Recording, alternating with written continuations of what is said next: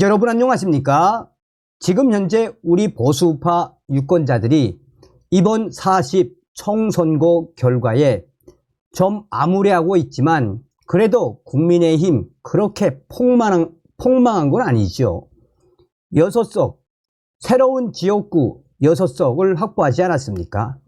그러나 문제는 어디에 있습니까? 우리 국민의힘은 이제 잘 다지고 정비를 하면 될 터이고, 전과사범 이재명과 조국은 머지않아 감옥이 가게 생겨 먹지 않았습니까? 또한 지금 더불어공산당, 민주당의 이 선거사범들과 또 법조계에서 예측하는 건 무엇입니까? 바로 이 범야권에서 당선된 후보들, 적게는 20명, 많게는 30명까지 당선 무효형이 내려질 수 있다라고 예측하지 않습니까? 자, 지금 이런 상황에 좌파 언론 또 민주 지지 세력들 난리가 났습니다. 8석 윤석열 대통령의 향후 행보 충격 분석, 정성산 TV 좋아요, 구독, 알림은 큰 힘이 되겠습니다. 자, 우리 윤석열 대통령은 국민들만 믿고 그 전에 하던 것처럼 불도저, 탱크처럼 몰아붙이시면 됩니다. 한겨레 소식입니다. 8석 야당 압승에도 찜찜한 진보 민심. 자, 22대 총선에서 정권 심판론을 내건 야권이 압승을 거두었습니다. 하지만 정권 심판에 한 표를 행사한 다수 진보 민심 표정은 밝지만은 않습니다. 오히려 마음 한구석 답답함과 찜찜함을 호소하는 이들이 적지 않습니다. 지난 2년간 충분히 드러난 윤석열 정권의 국정 무능과 난맥을 전면적으로 차단하고 리셋할 수 있는 절호의 기회를 간발의 차로 놓쳤다는 아쉬움과 안타까움이 크기 때문입니다. 김준일 시사평론가는 지난 11일 MBC 성지영의 뉴스에서 이렇게 말했습니다. 제 친형도 그렇게 200석을 원해서 탄핵시켜야 된다. 이렇게 그런 마음을 가지고 계신 분들이 있습니다. 그래서 너무나도 굉장히 아쉬워합니다. 라고 말했습니다. 투표 직후 지상파 방송 3사가 발표한 출구조사 결과는 모두 범야권 200석 가능성을 높게 예측했습니다. 그대로만 됐다면 우리 정치 지형은 일고에 바뀔 수 있었을 것입니다. 대통령 거부권을 무력화할 수 있고 범야권 단독으로 개헌, 윤석열 대통령 탄핵 소추도 가능해집니다. 윤석열 대통령을 완전히 식물 대통령으로 만드는 것은 물론 상황에 따라서는 윤석열 대통령의 남은 임기 3년을 다 기다릴 필요 없이 조기에 정권을 종식시킬 수도 있는 절대 의석을 야권이 손에 쥐게 되는 것입니다. 그러나 불과 8석 차로 이런 기대는 처절하게 무산됐습니다. 원통하고 분통하다라는 진보 민심이 그래서 터져나오고 있는 겁니다. 아쉬운 8석. 많은 진보 민심들이 이를 안타까워하는 건 그만큼 윤석열 대통령의 지난 2년이 힘들고 아슬아슬했기 때문입니다. 더 큰 문제는 국정 무능과 무책임이었습니다. 대파 한 단 870원이 합리적 운운하며 민생에 대한 무신경과 무대책을 드러냈습니다. 이대로 가면 정말 나라와 국민의 삶이 절단 날지 모른다는 걱정이 커졌습니다. 자, 공정과 상식도 무너져 내렸습니다. 야당과 전 정권 비판 언론은 시도 때도 없이 탈탈 털어대면서 김건희 특검은 거부권을 남용해 틀어막았습니다. 해병대 수사 외압 위협 핵심 피의자인 이종섭 전 국방부 장관은 급에도 안 맞는 호주 대사에 임명했습니다. 자, 이런 무능과 전횡을 앞으로 3년을 더 두고 볼 수 없다는 진보 민의가 모여 대대적 심판 투표로 분출한 셈입니다.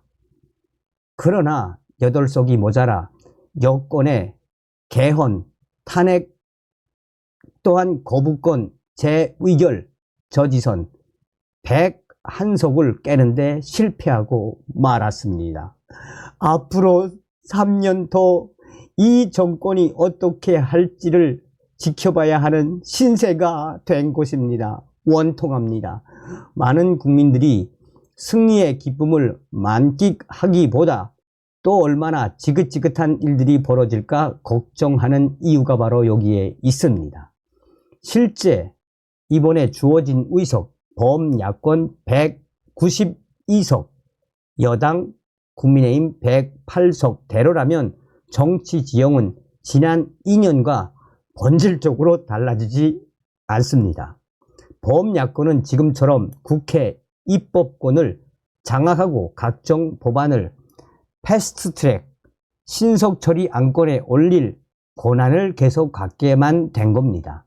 그러나 그렇게 어렵사리 법안을 통과시킨다고 해도 윤석열 대통령이 그동안 해왔듯이 거부권을 쓰면 무용지물이 되는 겁니다.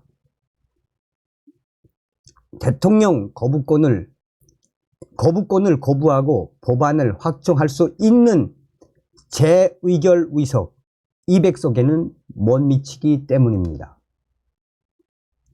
김건희 특검법, 이태원 참사 특별법 등이 거부권 행사로 폐기된 사례가 남은 3년 동안 얼마든지 되풀이될 수 있다는 얘기입니다. 일부에서는 윤석열 대통령이 바뀔 수 있지 않겠냐라는 기대 섞인 예측도 나옵니다. 그러나 본인이 직접 설명하지는 않았습니다.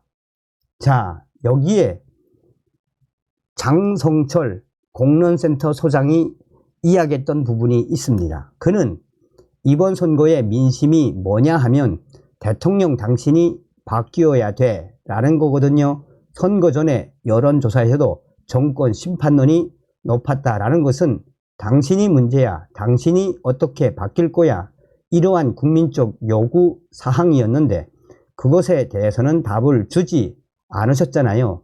참모들을 바꾸겠다, 국정기조 바꾸겠다라는 건데 대통령께서 선언을 하셔야 합니다. 이 정도면 나부터 바꾸겠다, 이렇게 말씀을 하셔야 합니다 라고 말했습니다.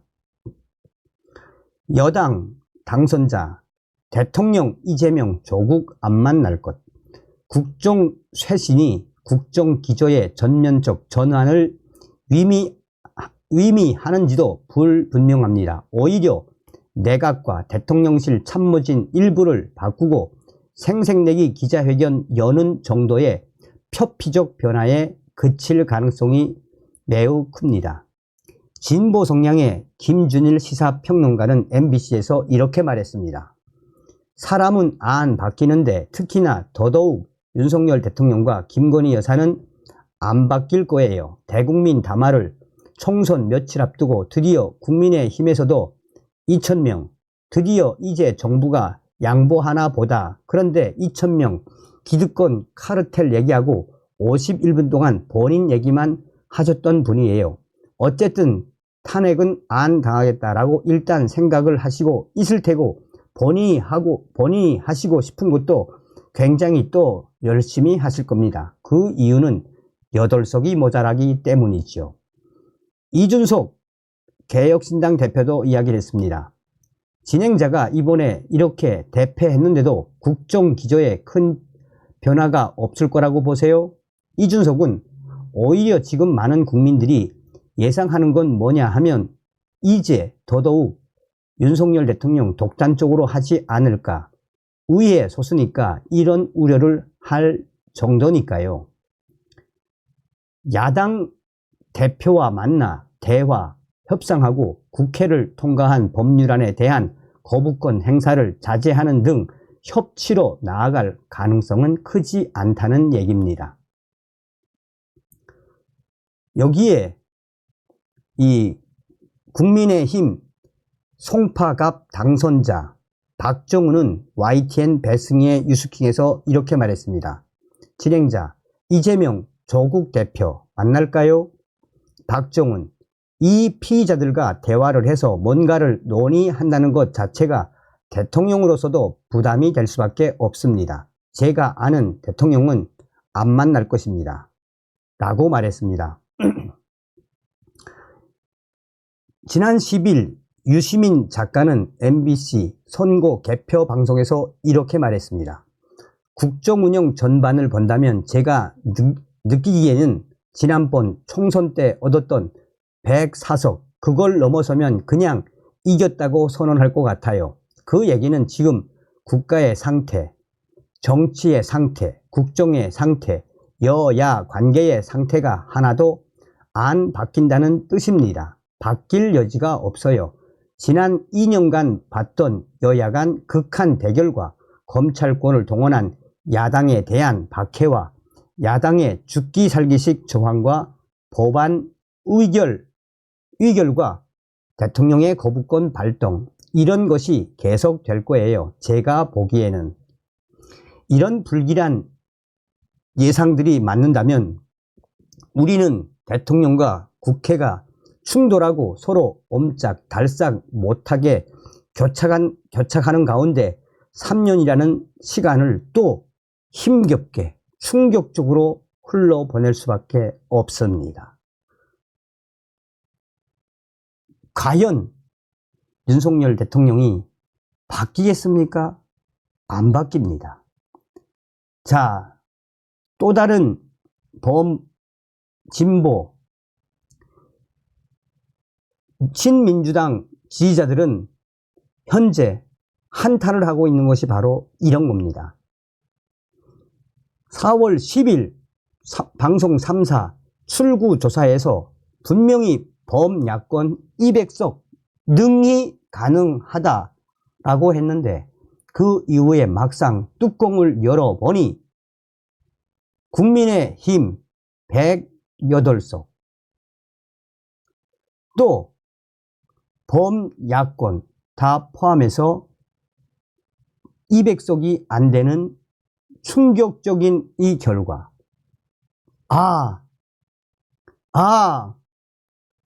8석. 이렇게 한탄하고 있는 것입니다. 다음 시간에 뵙겠습니다. 멸공.